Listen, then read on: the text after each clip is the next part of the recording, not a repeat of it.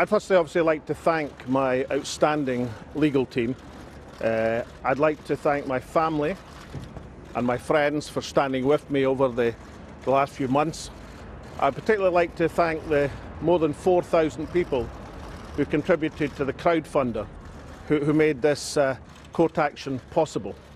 And I'll be writing to them this afternoon. I made it clear that if there was a surplus in the fund, it would go to good causes in Scotland, at home and abroad. And given that there's likely now to be a surplus in the fund, given the concession of expenses by the Scottish Government to the maximum extent, then that will now be done. I'm thinking on three things. The last time I was in that court, it was to be sworn in as First Minister of Scotland.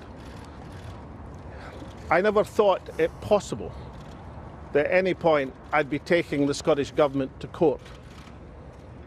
And therefore, while I'm glad about the victory which has been achieved today, I'm sad that it was necessary to take this action. The consequences are very clear. Because the process has been agreed as unlawful, as unfair and tainted by apparent bias, then the Scottish Government have had to concede on the case and on the expenses to the maximum extent. That is going to raise a cost to the public purse of many, many hundreds of thousands of pounds. And all of this was unnecessary, because throughout the process we offered mediation, legal arbitration, so that this matter could be properly settled without having to come to the highest court in the land. At every stage, that was rebuffed by the Permanent Secretary. I notice in their submissions that the advocate for the government said that the government accepted institutional responsibility, not personal, but institutional responsibility. And therefore I suggest that the Permanent Secretary to the Scottish Government now accepts that responsibility and considers her position. Mr. Salmond. Can I finish the statement, Jim, and then of course I'll take some questions. The second question is lack of candour. This case turned and came to a conclusion by the total surrender of the government's position because of the Documents Commission ordered by Lord Pentland, which met between Christmas and New Year, where civil servants under oath had to produce hundreds of documents which the government had refused before that to provide to the court. I would have thought a public authority, given what these documents showed, and these documents, for now at least, are under the protection of the court, would not have required a court order in order to have the transparency and openness and to allow the case to be settled on its merits. And thirdly, I'm struck by this fact. I've been deeply troubled throughout the case by the leaking of confidential information by whoever. Any complaints process has to be transparent, balanced and fair and confidential. That's the interests of the complainers and those complained about. We have a process, or at least had one, in the Scottish Government called Fairness at Work. I know about it because I introduced it.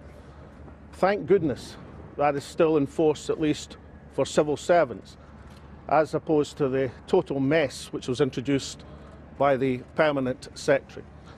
But if confidentiality is breached, then it undermines the entire process, and obviously that was done in terms of leaks to a tabloid newspaper, and also, crucially, by a leak of the purported advice of the Lord Advocate, breaching the essential requirement of the separation of criminal justice from politics, something which I have never seen done in recent Scottish history.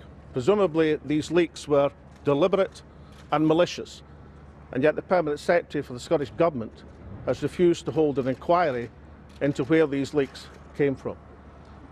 All in all, my summary would be this. I'm obviously glad, delighted by the result today. The government have made an abject surrender in terms of the case before we even got to the first day of hearings before Lord Pentland. I'm just sad that it was necessary to take this action in this Court of Session to prove that point. Back in August, when I made my last comments on these matters, I said that the process that was used against me was unfair, unlawful, and tainted by bias. I also said that I was not guilty of any criminality. The first of these has been established, the second is to come. But a former First Minister of Scotland requiring to take the administration of the Scottish Government to court to establish that point should not have been necessary. And the person who is responsible for that institutional failure, the Permanent Secretary to the Scottish Government, should consider her position and take the appropriate action. Can I thank again my legal team? Can I thank again my family and my friends and the people who supported this case? Glad to have won and sad that it's been necessary.